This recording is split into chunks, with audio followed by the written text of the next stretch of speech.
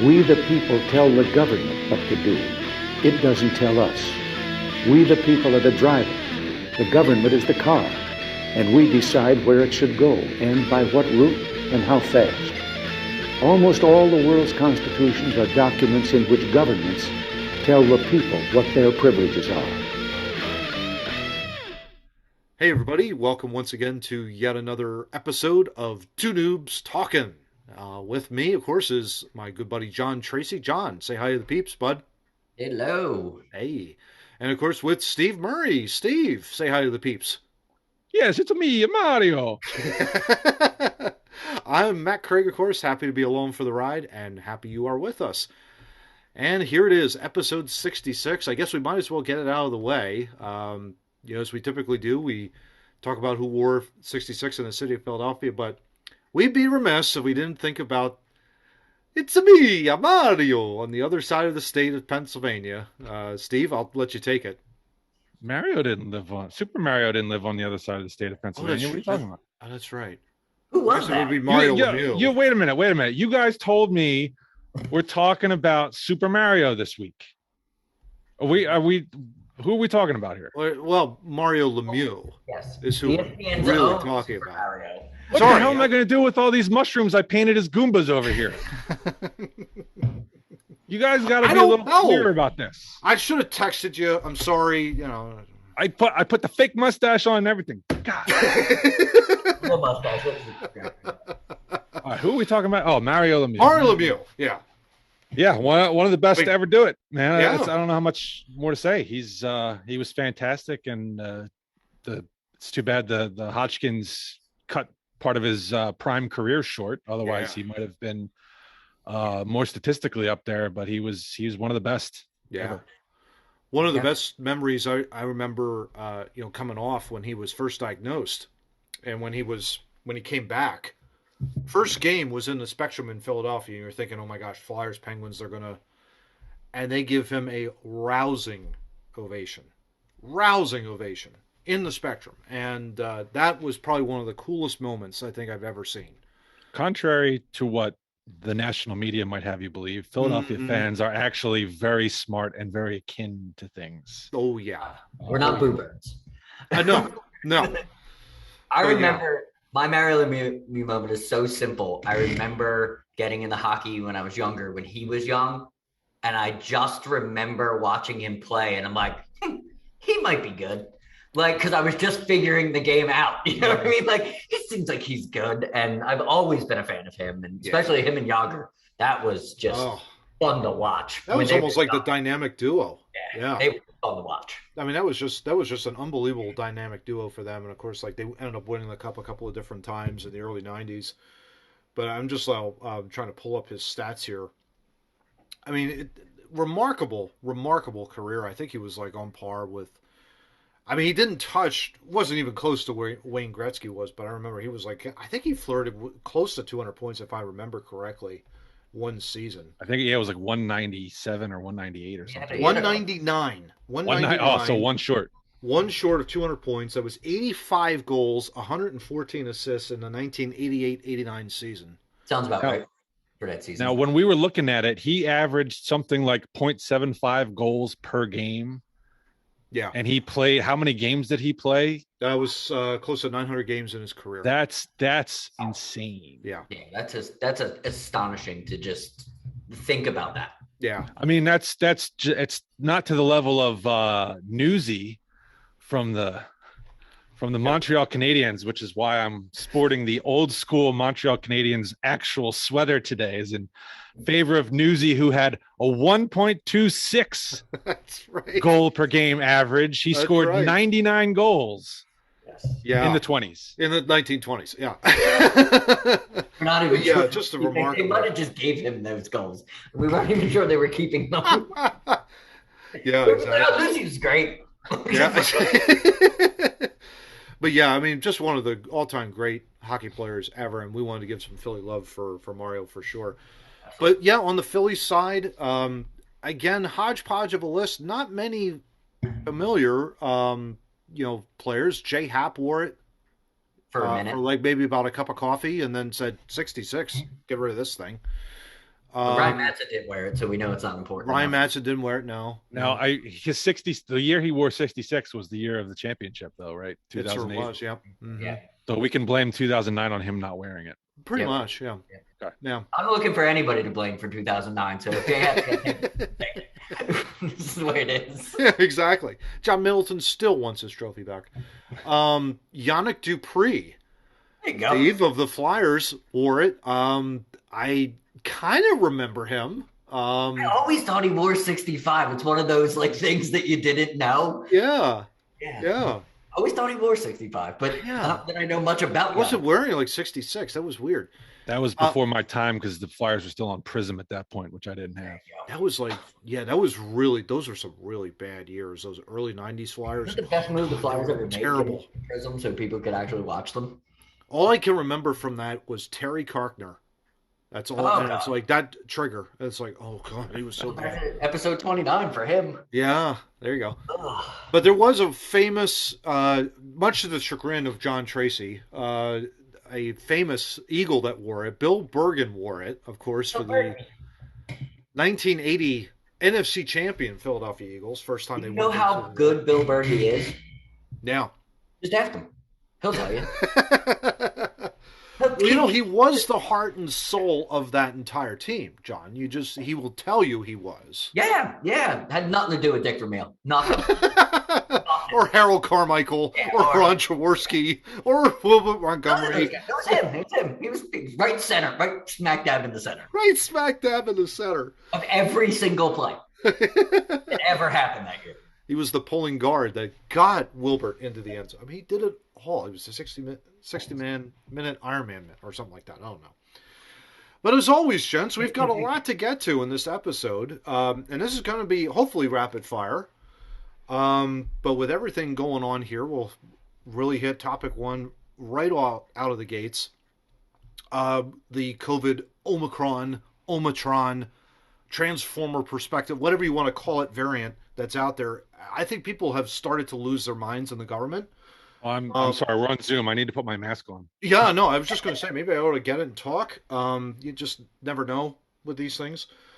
Business Insider piece, and again, this is just an amazing headline. CDC shortened its COVID isolation recommendation to 5 days. We all know this for asymptomatic people. This was a very interesting sentence. I'm trying to locate it here. Okay. And it was this week they came back and said that they're not going to require testing to get out of the 5 days, right? Right, exactly. Yeah. Unless, this is amazing if you want sentence to, here. But if you want to take a rapid test, you could, yeah. If you want. Here's the thing. This is very interesting because this is written from Business Insider. Quote, people with COVID who don't have symptoms should isolate for just 5 days, then wear a mask around others for another 5 days, the CDC said. But how are you going to know if you have it or not if you don't have any symptoms? That's the thing. The Centers for Disease Control and Prevention, John. I don't know what to make of that sentence. That is so utterly confusing and ridiculous. In fact, the American Medical Association later on basically took the CDC to the woodshed, saying that the guidance for the new quarantine rules are confusing. They're putting our patients at risk, which is an amazing admission and good on the American Medical Association to say this. Basically, they're saying here, quote, physicians are concerned that these recommendations put our patients at risk and could further overwhelm our healthcare system,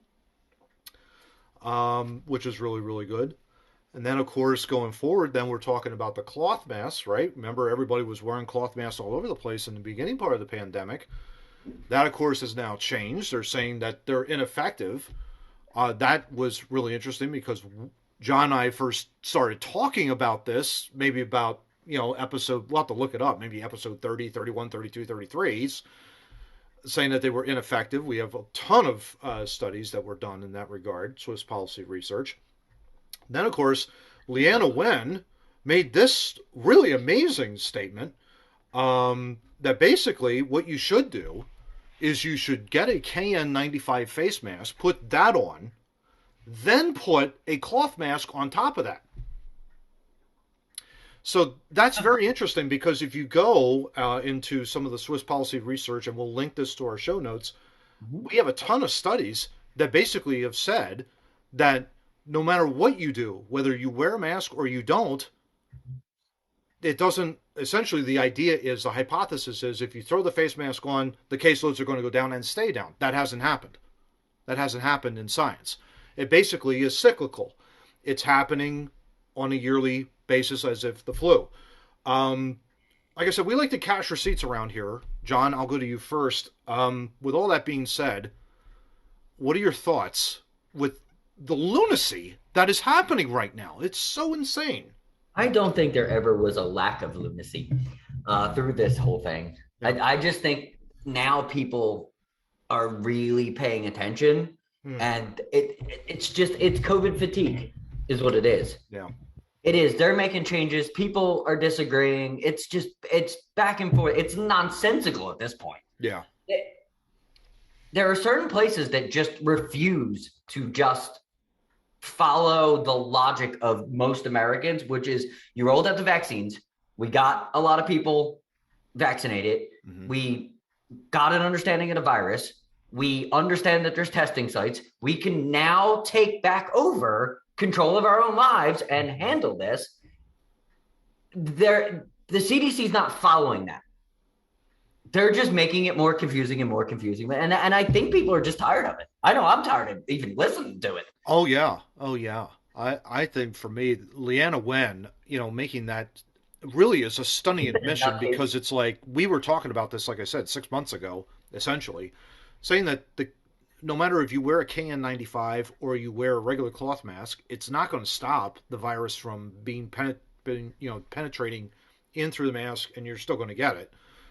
The idea that, we're just going to throw the face mask on and the caseloads are going to be low, that theory, I think, has been completely debunked as far as I'm concerned. And she's either a lunatic, a liar, or an idiot. Which one of the three does she want to pick, as far as I'm concerned? When you make that kind of stunning admission now. Works for Satan. I suppose. I don't know. Steve, I mean, the sheer lunacy of this, I think, is really frustrating to me. Your thoughts on this? Yeah, I'm just as frustrated as you are. I remarked when we circulated the CDC the new guidance back, I guess it was before Christmas. Yep. Mm-hmm. It read, to quote Beetlejuice, like stereo instructions. It just. Thank you for that, because that means that's exactly what it was. Exactly. You don't understand what Steve just said. It was hard to digest and get through. Like, stunning. I've got my vaccine. I've got my driver's. I've got my seatbelt on. Yep. Let me drive. Let's go. Yeah. Okay. If you have people who you need to take care of that are, particularly what do you call it? Compromised, immune compromised. The immunocompromised. If you are one of those people, or if you take care of one of those people, you're going to be around those people. Yes, absolutely. Take extra precautions for yourself. Absolutely take precautions. Yeah, absolutely. Absolutely. But let me go. Yeah. Please. Yeah. For the love of God. Right? We just get back, and I think that's the biggest takeaway from anything that comes out from these government entities is you just got to let the people be people. Yeah. And stop talking about the caseloads, and let's talk about the actual virus. Yeah. What is the mortality rate of it? Yeah. What is the infection rate's important, but if the infection rate is not meeting a high mortality rate, then why are we pressing so hard? Yeah. Even Lord Fauci, I think, admitted that I just saw him as the Sith Lord when you said that. Nice. Go ahead, Steve. Yeah, go ahead. Sorry, now I'm picturing Palpatine as Fauci. We got to make that happen. Can we make that happen, please? Oh, we got to make that happen. Yeah, to our graphics department. Yeah, I will be working on that until the wee hours of the morning. I promise. Excellent. All right. So even Lord Fauci has basically said early on in the pandemic, yes, caseloads mattered because there was a direct correlation to caseloads with hospitalization and death rates. Sure. And now that's no longer really the case. Yeah. The hospitalizations, yes, you're hearing reports of hospitalizations going up, but it's just because the caseloads are enormous. Yeah. The percentage of hospitalizations to caseloads is way down. Way down. And you even had Lord Fauci and some of the other, I've heard Governor of Florida and Governor of New York, opposite ends of the political spectrum, right? Both came out and said in their states, I don't remember if it was hospitalization in general or if it was kids, but 50% of the hospitalizations today. Yeah, it was 50% of the hospitalizations had nothing to do with COVID. They're not there because of the virus. They're there because of something else. They might have test. No. They were there for something else and just happened to test positive in the hospital. Yeah. And there was another report similar. I think this was general hospitalizations in LA. They said 2/3 of their hospitalizations are just positive tests and not there because of COVID. Now you're hearing some spin. Well, they have COVID, so that could be exacerbating the reason they're there. But I've yet to see any evidence to support that statement. Yeah, I haven't heard of any study that says that COVID makes your life harder. If you're in the hospital, it's a thing. Yeah. But the point is the hospitalizations percentage. And by the way, we're not even talking about deaths. I've barely heard a word about deaths from Omicron. Yeah. Okay. Yeah. We've heard hospitalizations, the percentage is way down, and deaths are way down, even though the cases are sky high. If you look at the Philly Inquirer has a graph that shows. They show the caseloads over time. We are way past any peak we had at any point. Yeah. Okay. Well, this is far more contagious. More contagious, but it's particularly for vaccinated people, it's not causing severe illness. Exactly. I'm vaccinated. I've got my seatbelt on. Let me drive. And I think that's brilliantly stated. Yep. I think that's the complete call of most Americans at this point. Yeah, I think that's why you're getting that frustration. Oh, no question. Well, the frustration too comes from the messaging all along has just been so bad. Yes. Okay. So we're a lot of people I still are clinging to the notion that was mistakenly put out initially that, well, if we get vaccinated, we're not, we're going to get rid of the virus. That was never going to happen. It never should have been put out because once it's here, it's here. You've seen it with every kind of coronavirus throughout the time. H1N1 still around. Bird flu still around. They're not as contagious and they're not killing a bunch of people, so they're not going to be top news. But you can look on any of the CDC websites or the WHO or the American Medical, they will list those diseases. They never went anywhere. They're just not in the media. Yeah, gentlemen, the bubonic plague is still around. Oh yeah. Okay. Oh yeah. Every year you get 2 or 3 cases out in like Colorado from groundhogs or prairie dogs or whatever's out there. Sure. So we were never going. So don't adopt a prairie dog, is what you're saying. Right. But the point is the messaging was off. Had the message been from the beginning, you get vaccinated, you're not going to get severely ill, I think a lot of what we're seeing now would have been abated. But we just, Steve, and we can't expect the government, because the government can't put up a website that works properly, for God's sake. Steve, we can't expect them to get the messaging quite right. Steve, had the messaging actually been eat right, exercise, get sleep, drink water, all of those, common sense things, we wouldn't be in this position. I sincerely believe that. You don't close the gyms down in the middle of something like this. You try and instead promote healthy wellness, exercise, and eating right. And that is completely without that's not even in Lord Fauci's radar or the Riddler's radar. It's not even on his radar. And he is a doctor of science. That is a disgusting admission by him not to at least say something along those lines, to at least reassure people and say, hey, in the meantime, work out, exercise, eat right, get vitamin C, get vitamin D into your system. Don't fully rely on the vaccine. But no, he's got to be this lunatic that's got to jab everybody and hit his quota. That is exactly why I say there is this quota that's out there. There's nothing else to. There's only one thing Drives left me crazy. to say about Fauci, though, is he was never a good guy in the first place. So why do we expect him to be a good guy anyway? No. He never was. He never was. Why would he be now? Yeah, exactly. I think the messaging is responsible for people who think, and frankly, countries that are taking authoritarian. Oh yeah. Canada being one. The Montreal Canadiens aside, Canada has been severe in the way they've treated it, and Australia is similar. Is from a what close I've seen second recently. place. Oh yeah. The idea of basically zero COVID is just not achievable and sustainable. And the faster that we can get to the realization that that's not going to happen, I think we'll be a lot better off. Oh, no question about it. Absolutely. Well, moving on from that first topic, Steve, you have an article here, a second topic regarding Winnie the Pooh. So why don't you go ahead and share with the audience? The antithesis of Lord Fauci, Winnie the Pooh. Love it. So I came across this, I guess it was an article, but it had a video, and it was about a video.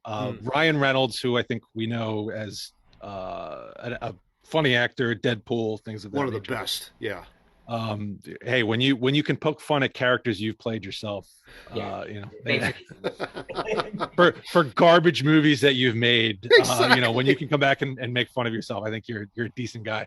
So I don't know what his position is with Mint Mobile. I don't know if he's an owner or just a spokesperson. Yeah.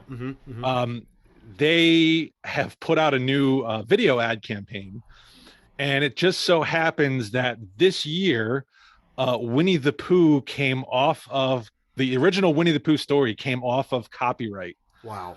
So why don't we play the video? Yeah, let's throw this thing up here real quick. Yeah.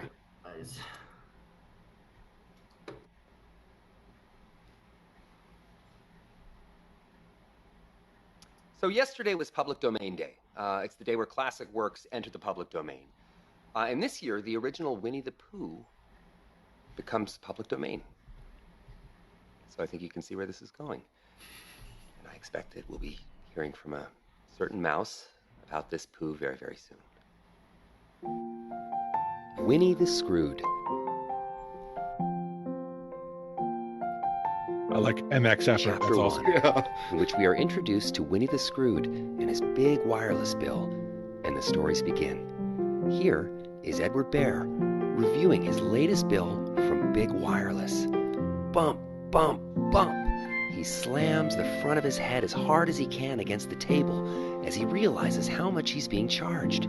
It is, as far as he knows, the only way to have a cell phone because he hasn't yet switched to Mint Mobile. Anyhow, here he is, getting worked over like so many people and ready to be introduced to you, Winnie the Screwed. Like anyone with a big wireless plan, Winnie the Screwed just wants to keep some of his sweet, sweet money, but his money jar gets emptier and emptier with every monthly bill. So, I told Christopher Robin that anyone can get 3 free months of Mint Mobile now until Friday at midnight. The end. Unless my interpretation of copyright law is wrong. That's awesome. Oh, that's great. That is really, really funny. Steve, it's interesting because, Winnie the Pooh was a known copyright for close to 100 years. 95 years, I think. A.L. Milne wrote that, right? I think it was a long time ago. Yes, so 1926, the law, the law is, it changed before, and it's different depending on when something was first created. But for stuff created back then for the first time, the rule is you get copyright for a work for hire. You get 95 years from first publication, I believe. Wow. So the original Winnie the Pooh story and those illustrations were from 1926. And so this year, 2022, their copyrights have expired. This is not fair use or anything like that. Anyone, anywhere is free to use the original Winnie the Pooh story and the original Winnie the Pooh illustrations in any manner which they see fit, which, as Ryan Reynolds decided, was to make a Winnie the Screwed Mint Mobile ad. I love that. But it's not the reworkings of Winnie the Pooh. That's not, just so we're clear, right? Because there are reworkings of Winnie the Pooh throughout time. Correct. So the Winnie the Pooh illustration that you guys and most people may be mostly familiar with, which would be the Disney version, softer lines, fatter belly, yellowish, Yes. That's a derivative of the original and is entitled to its own copyright protection. Oh, got it. Okay, and every Winnie the Pooh, every individual Winnie the Pooh story has its own copyright. Every Winnie the Pooh movie has its own copyright. So it's just the Winnie the Pooh, the original Winnie the Pooh story and its illustrations that are now public domain. Wow. And every year on January 1st, everything that's up for its 95 years enters the public domain. Matt, I think you pointed out last year, The Great Gatsby became public domain. Yeah. Which one did you tell us in pre-production? Which one did you tell us was coming up next year? Not next year. In a few years from now. 2 years. 2 years. And Ryan hinted at it briefly when he said a certain mouse might have something to say. There's a big one coming up. Oh, yeah. I guess it's 2024. So the question that I would have for you, Steve, is can a copyright essentially be re-copyrighted? And what I mean by that is, can you do an additional copyright on top of the original copyright for an additional 95 years? Or is it, once it's copyrighted, 95 years and that's it? There's no renewal. It's done. Now, you again, not every version of Mickey Mouse is going to be available for people to use, but the Steamboat Willie cartoon. Oh yeah. You could play that 24 hours a day on your YouTube channel. There you go. Starting in 2024, and nobody's going to have. And don't do it now. We're not giving you. Don't do it now. You got to wait. Two Noobs Talking episode, probably 200 and maybe 240 something, maybe, John. I don't know, but. We're just going to float them right across the screen. It's interesting. We're now entering a period where motion pictures were just, Steamboat Willie was a kind of a groundbreaking 1928 cartoon. Sure was, absolutely. And film in general really started to take off kind of late 20s, early 30s. Oh, yeah. So in the next few years, a lot of major motion picture stuff are going to be coming up. Yeah, I'm thinking of Casablanca right off the top of my head. Gone with the Wind. That's another one that's going to come up real soon. So I think the early works are coming up soon, right? Who's that? Howard Hughes, the war movie that he made back in the day. I can't remember the name of it. That should be coming up soon. Okay. I can't remember the name of it. It was a big deal back in the day. Yeah, I think the original Dracula with Bela Lugosi was 1931. So that'll be right. Yeah. No, that one that has its own sorted copyright mess. Got it. The one with Bela Lugosi was, I believe, 1931. So in the next 5 years, that's going to be coming off. That's Frankenstein is somewhere in there. All kinds of stuff is going to become free to use. Wow. That's amazing. That's a great story. Yeah. It's really fascinating to see, how, and especially the impact of this kind of on a go forward basis. Like, how is this going to impact us? I don't know, but I love seeing Ryan Reynolds come up with that ad. It was utterly hilarious and really, really funny, which is great. That's part of the reason copyrights come off is, you want people to be able to use stuff creatively. Yeah. And I'm sure John's going to go to work with those old Winnie the Pooh illustrations. Oh yeah, dude. You know. You might now be in every screen. You never. He's going to replace my Godzilla heads with Winnie the Pooh. There you go. I've been known to replace Steve's head with things, so maybe. There you go. There you go. You can be walking around the screen. Who knows? We certainly don't want Chris Cuomo suing us. That's for damn sure. But speaking of scumbags, John, you got an article you want to talk about, right? Scumbag, yeah. So I ran across this Breitbart article because I didn't want to do the Washington football team changing their name thing because they're not doing it for another month. Yep. And we'll hit that up. Yep. Yeah.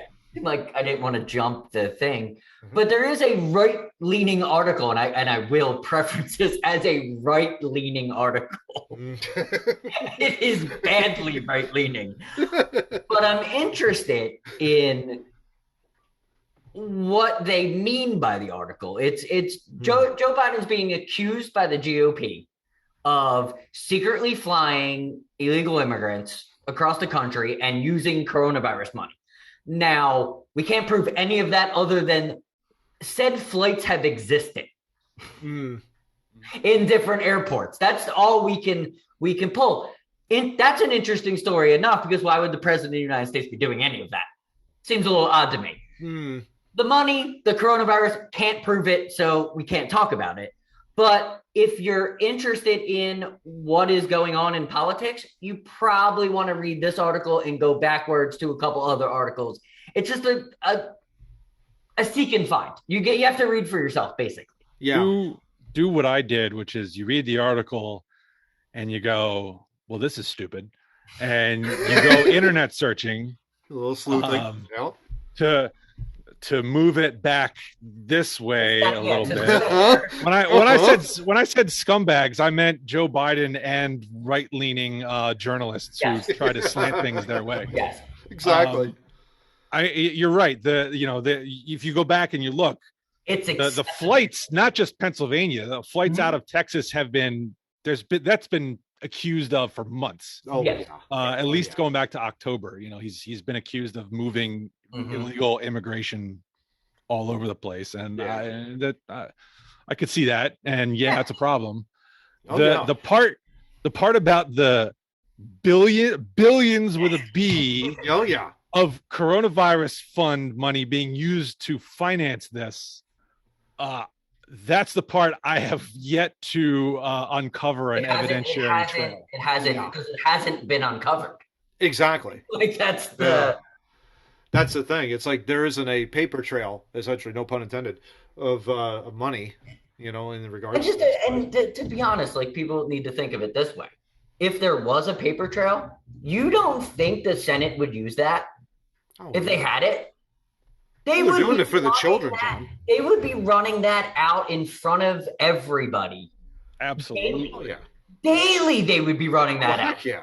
All of the Trumpies and all the people that want to kiss Trump's butt, they would be plastering your TV throat. No question. Absolutely. No question. It's merely even just the amount. Mm-hmm.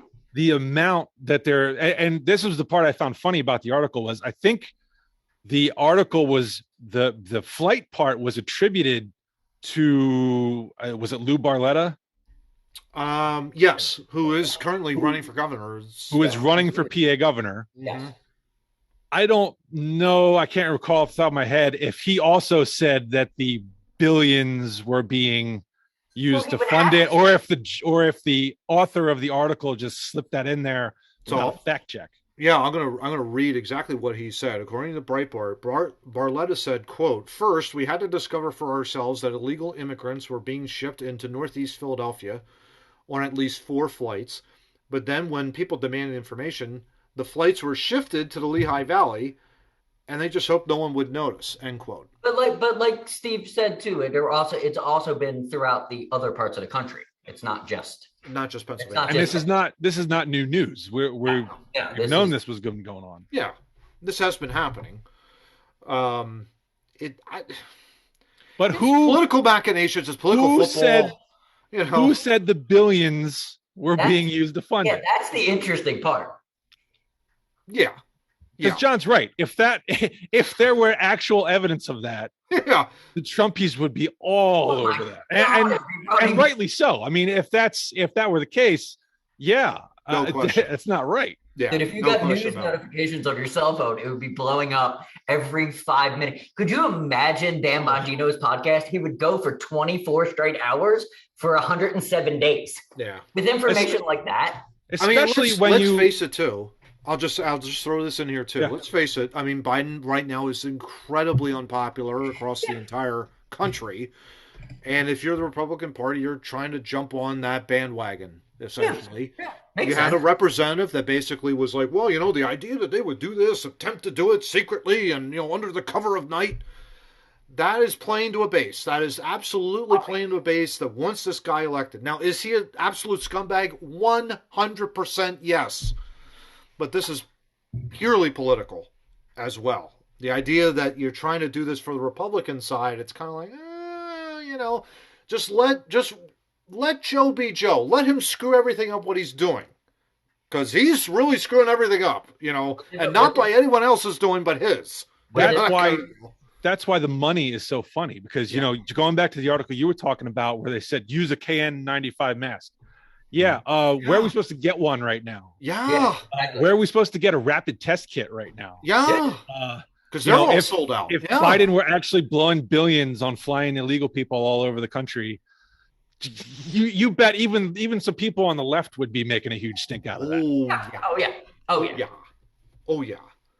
But it's a fascinating article, John. I love when you just go down the rabbit hole, man. You know what I'm saying? It's fun. It's fun to pull something up for someone to listen and finds what we couldn't find. Yeah, exactly. Good. Yeah. Well, I guess that'll be an ongoing story. We'll have to just see what happens next. But fourth topic, guys, before we hit our happy, and this is a very fascinating, interesting article. Got all of us talking going down the rabbit hole. Holy cow, yeah. We like this art. We really like this. This is amazing. This is a classic debate in football. If you don't know what we're talking about, it's all about the goal line stand in the Chiefs-Bengals game. Bengals drive all the way down to the KC 1-yard line. You got about 2 minutes left in the fourth quarter. The Chiefs stop them twice. Well, the clock continues to run, essentially. And I think there was No. They used their timeouts. That's right. They had two timeouts left. Timeouts. Used them after first. Used them after that. Third down, they stop them again. Fourth down, there was a penalty on the defense. Automatic first down.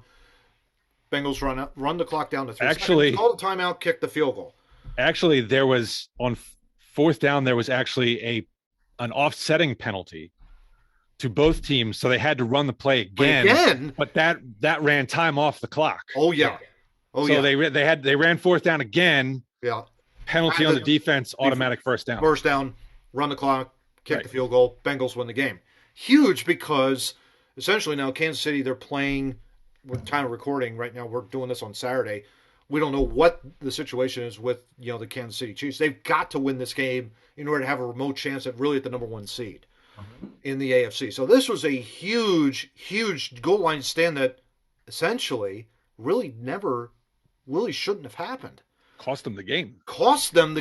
So the question is, Jen, so I'm going to throw it to, and either one of you could take it. Should the Chiefs have stopped the Bengals, assuming no penalties, should they have stopped them, or should they have let them just waltz into the end zone, as we've seen before? We've seen this happen before. Let them waltz in the end zone, score. You get the ball back with, let's just say, a minute 30 seconds with Pat Mahomes and maybe one timeout left or two timeouts left at minimum. You'd have two if you would have let them score. Exactly. And that's what the article is all about, right? Oh, yeah. They just allowed them to walk in when they got down there so that they would conserve time and they would conserve their timeouts, right? Yep. Exactly. So what do you I don't think of football that way. So if you were just to ask me that question, right? Mm-hmm. If let's just bring it to an Eagles game, who I watch religiously. If the Giants throw the ball down to the 2-yard line and we're up 4 or down, you know what I mean? If it's a chance to win, I say let the defense play. And then whatever time is left, that's what you have, because the game is played that way. Mm-hmm. you're given that enough. So I would, if it's just that question, that's how I feel about it. Mm-hmm. Is that I would just play defense until, because what if you get a turnover and it's run all the way back? Oh, sure. What if? I mean, the alternative is, you think about it, like all three of us watched, I think it was Super Bowl 32, was the Packers and the Broncos. I remember watching it with you guys there. And I remember fourth quarter, the game was tied, similar to what Chiefs Bengals was. But the game was tied. Denver had the ball inside the 5, and the Packers, with less than 2 minutes to go, you know what, we're just going to let them score. So the famous, the parting of the Red Sea, essentially, with the offensive line, and Terrell Davis walked into the end zone.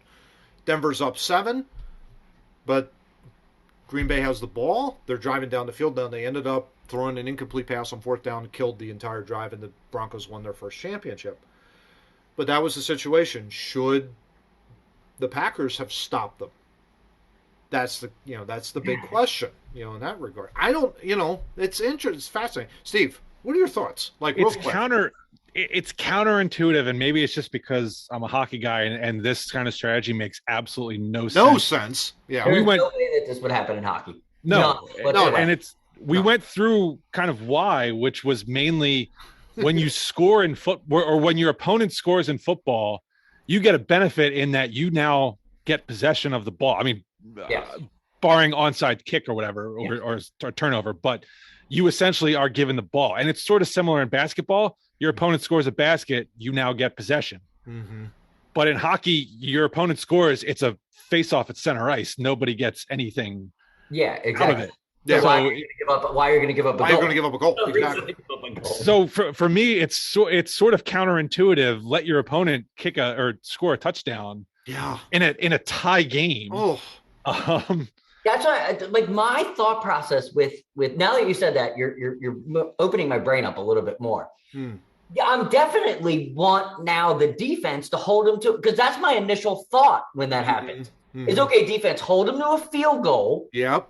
So that there's time on the clock and we could go back, and worst case scenario is you kick the field goal to tie the game back up again and we go to overtime. Yeah. I think that's where generally most coaches are thinking playing the points game. And I don't think that's a bad strategy. In this particular case, you had the complication that you committed a penalty on fourth down. Oh, yeah. And that's even more interesting is Cincinnati had fourth down and they were going for it. Yeah.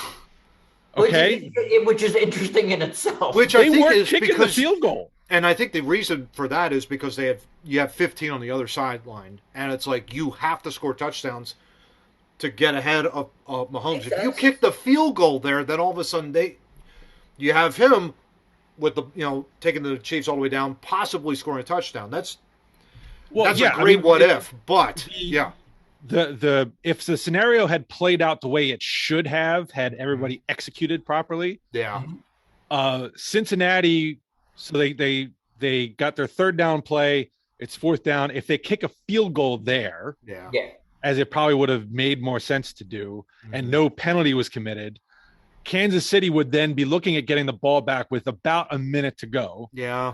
You figure Cincinnati's going to kick the ball out of the end zone to avoid any issues on returns being come back. So the Chiefs are going to get the ball to 25. They got to go, drive. 40 yards to get into field goal range. Yep. Mm-hmm. Yep. I can't. An elite wide receiver and an elite tight end and an elite quarterback. Yeah. I could do that. I can't fault Andy Reid for going that route. No. As far as wanting to stop them and keep them to a field goal. Yeah. And again, you have the problem that it backfired because of the penalty on fourth down. And that's the key. Yeah. Especially after the offsetting penalties. That was the craziest thing. You're right.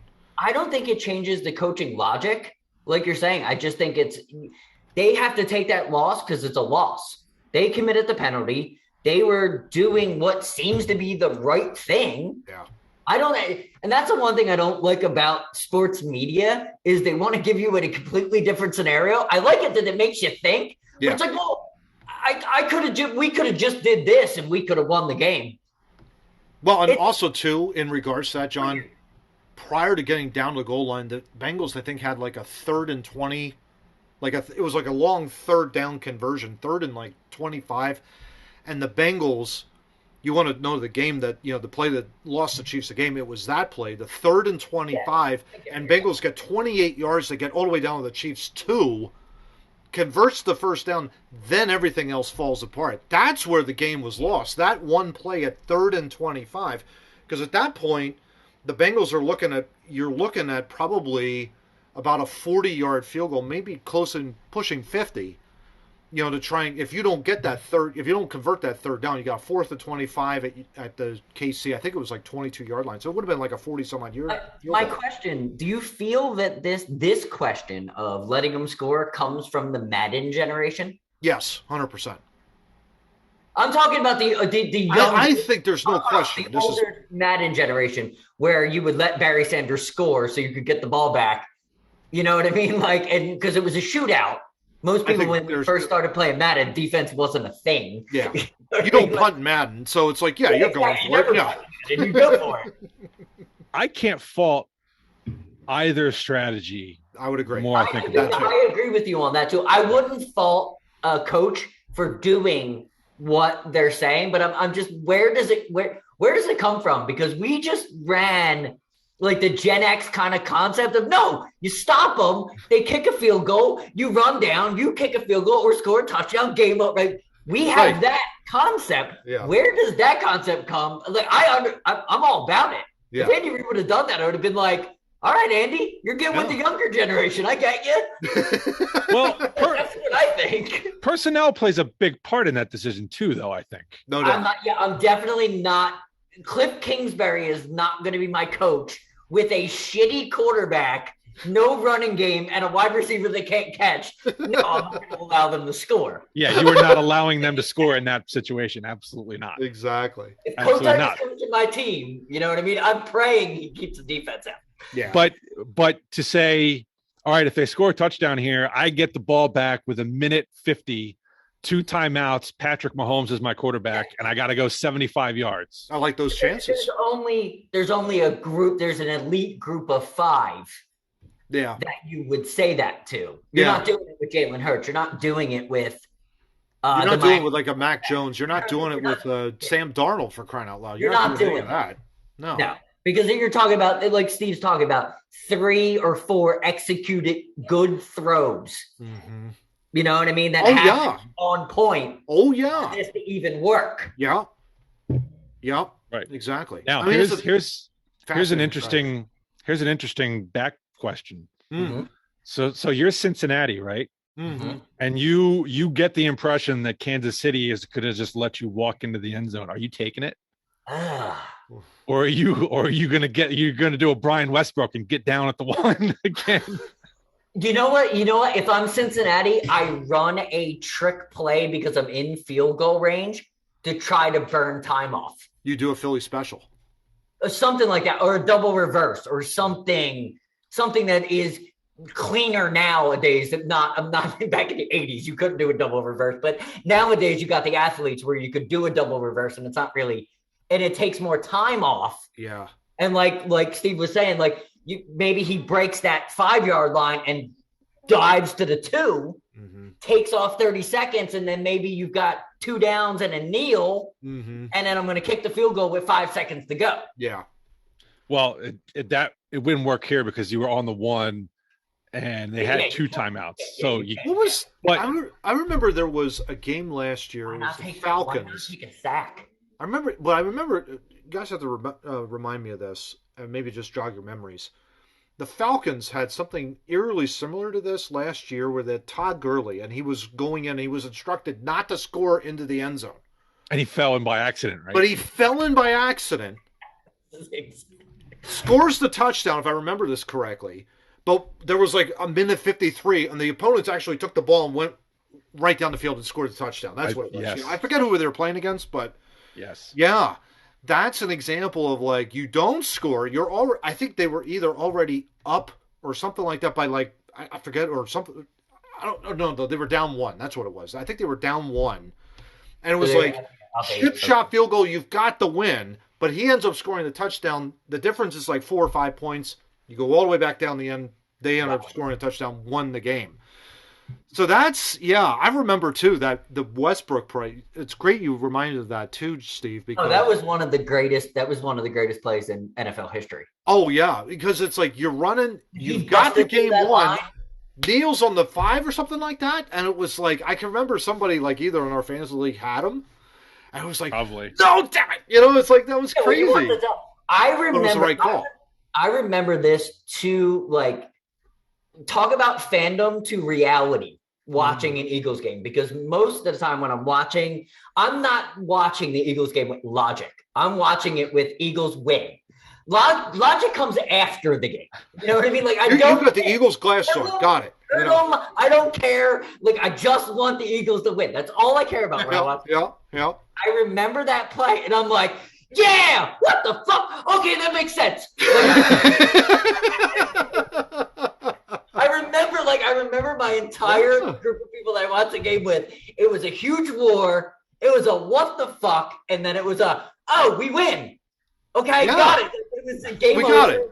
Logic came in at the end. We don't have to kill Dallas by like 10. We already have the win. We already got it. Exactly. But logic in sports, logic always comes later. So it does. Yeah, it does.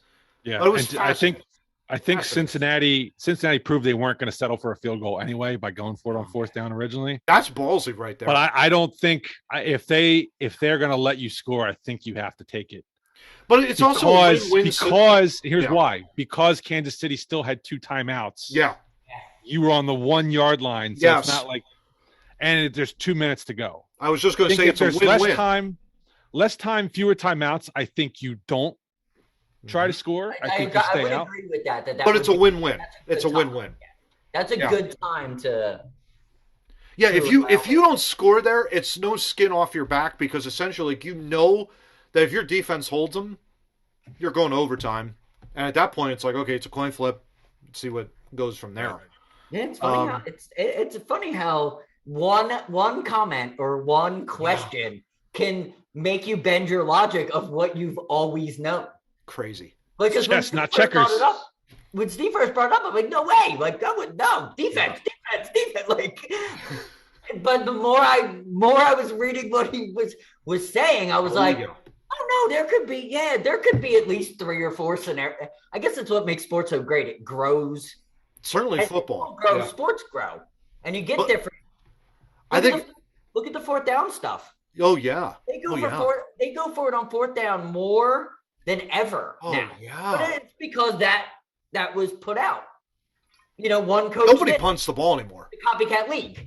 Yeah, no one punts the ball anymore. Yeah. Well, the numbers say you should go for it on 4th down. Mm-hmm. But again, I think both. I'm all about analytics. So if you want to run, if you want to run your team on analytics, I'm all about it. Again, to all 3 of our points collectively, I think we're all like of the generation, especially the hockey generation, where this is just so counterintuitive, because it's like if you're up 1 playing hockey, you're darn sure not saying, you know what, let him go ahead and let him score. No, you're blocking every shot. You're disrupting any pass, whatever. Hockey, the empty net is it's similar and completely different to what we're talking about. Totally. Because they're giving you the free shot, but you're getting the extra man.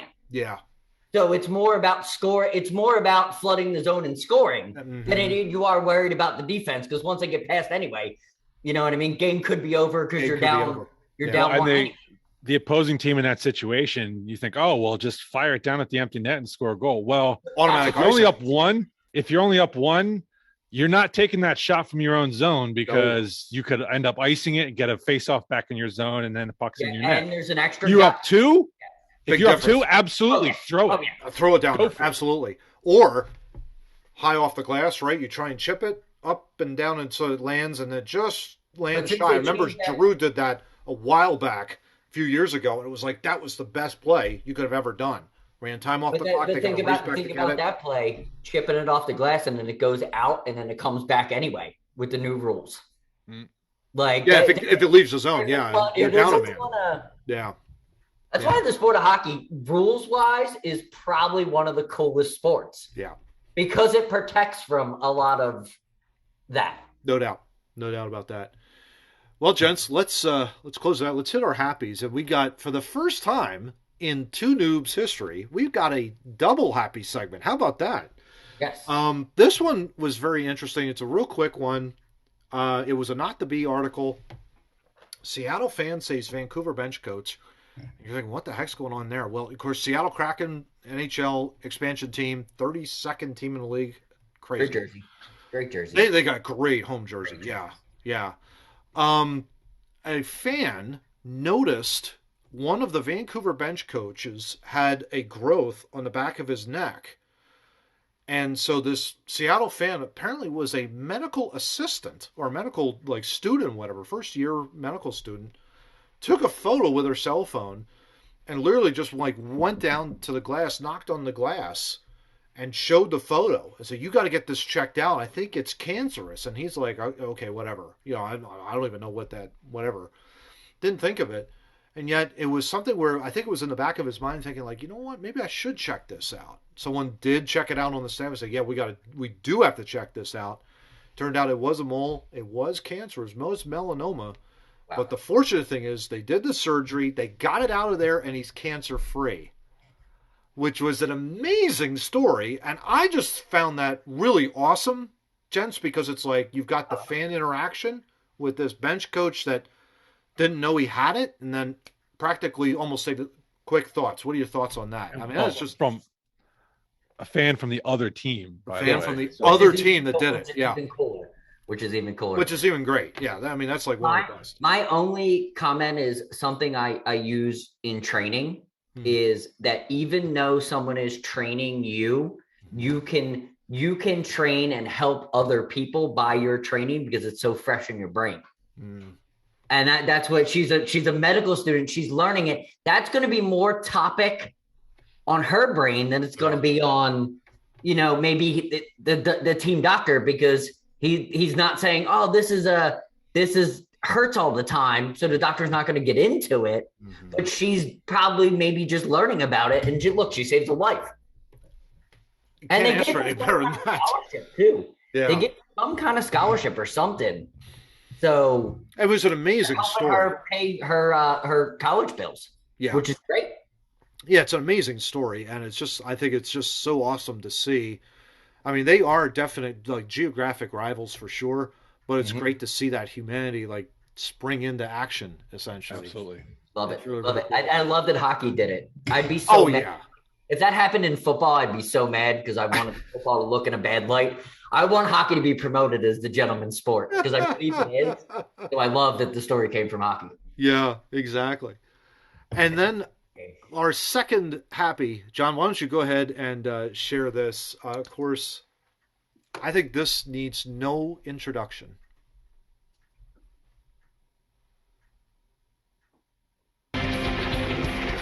The category tonight, top 10 Betty White tips for living a long and happy life. How about that? And who is a better example of a long, happy life than Betty White? No one. It's wonderful. Beloved, very talented, always been very funny. And the category top 10 tips from Betty White for living a long and happy life. And now, ladies and gentlemen, presenting tonight's top 10 list, the lovely and talented Betty White. Betty, come on out.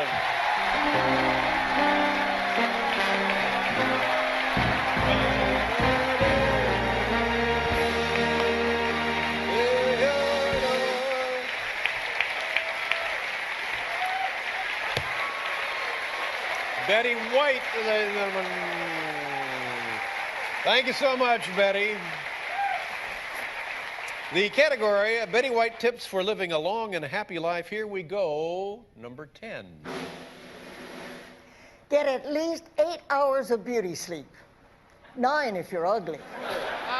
Doesn't hurt. Go that extra hour. Number 9. Exercise. Or don't. What the hell do I care? Make it either. You didn't have a dog in this fight. Number 8. Never apologize. It shows weakness. That's right. Number 7. The best way to earn a quick buck is a slip and fall lawsuit.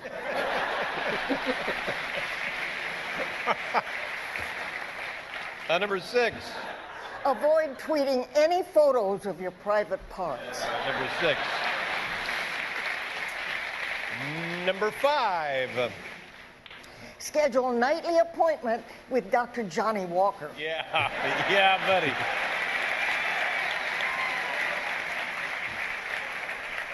Number 4. Take some wheatgrass, soy paste, and carob. Toss in the garbage and cook yourself a big-ass piece of pork. You're here. Number 3. Oh, yeah. Try not to die. Exactly. Number 2.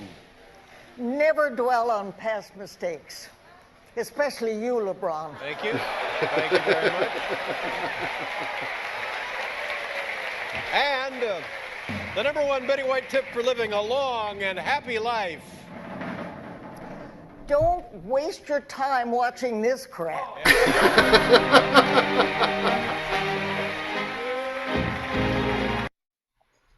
Oh, that is awesome. We miss her, America's grandmother, Betty White. Oh my gosh. One of the greats. One of the greats. Absolutely. Yeah, That was fun. that was awesome. It's good So stuff. that wraps up episode 66 of Two Noobs Talking. Gents, well done, well done. And let's hit them with our shameless plugs, shall we? Who wants to take where people can find us? On socials, you can find us on Facebook, Twitter, Instagram, and TikTok. For short videos, thank you, Steve, for liking all of the stuff that I put up. You and 2 other people. No, but we are close. TikTok, we are close to 100 followers. Ooh. So I want to take just saying that and 100 followers. I will beg TikTok to please more people follow us. I will put that one up because the more following, the more we get the word out, and it's good, and we're getting very positive on TikTok, and That's I like awesome. it. So That's awesome. Hell beautiful yeah. thing.